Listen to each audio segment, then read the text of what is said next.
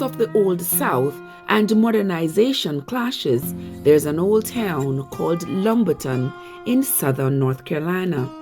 A town of just under 20,000, Lumberton sits along the I-95, which makes it easy to get cheap restaurants and cheap hotels. But that's not all there is to be had in Lumberton, considering that farming is also a very vibrant economic staple for its residents.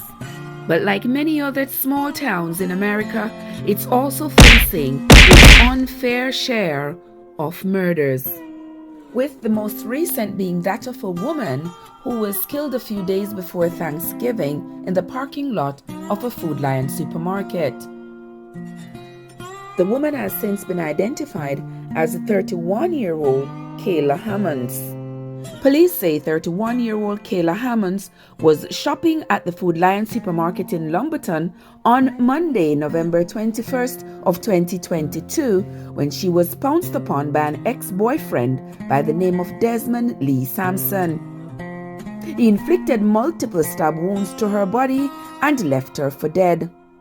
EMS was called, but she was pronounced dead at the hospital some minutes later. Police say there has been a long history of violence between the two. She had filed multiple restraining orders over the last few years, asking for the court's protection against this man who had threatened to cut her throat.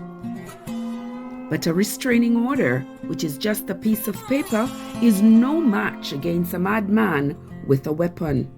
In her most recent filings, dated October 21st of 2022, Kayla stated that Desmond had damaged her property by throwing a brick into the window and flattening her tires. In August of 2022, she also claimed that he assaulted her, to include breaking her finger and sexually assaulting her.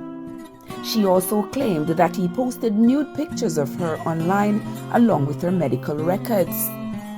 And this represents the type of escalating violence that's usually seen in domestic violence cases. Which brings us to the question of what more can be done to protect victims of domestic violence. Because when someone is determined to take your life, a piece of paper is not going to stop them. This is another sad situation where children are being forced to grow up without their mothers, all because of domestic violence. Kayla leaves behind 2 children to mourn her loss. May we keep them and the rest of her family in our prayers. Please tell us in the comments below, what else do you think can be done to protect victims of domestic violence? That's going to be it from me for today. Until next time, this is Trev from Trevessence, where your journey matters.